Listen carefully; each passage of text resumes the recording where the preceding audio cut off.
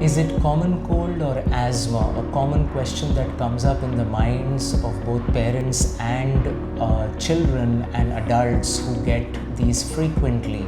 A common cold typically will have fever associated with it, whereas a regular asthma attack won't.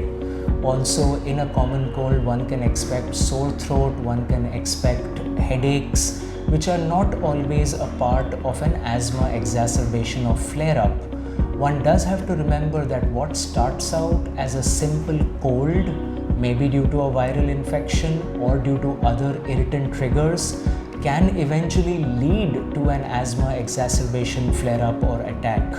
Recognizing these signs and symptoms can help you seek medical care at the earliest possible time point. And if such episodes are frequently occurring, then getting the allergy evaluation and asthma evaluation can be very beneficial.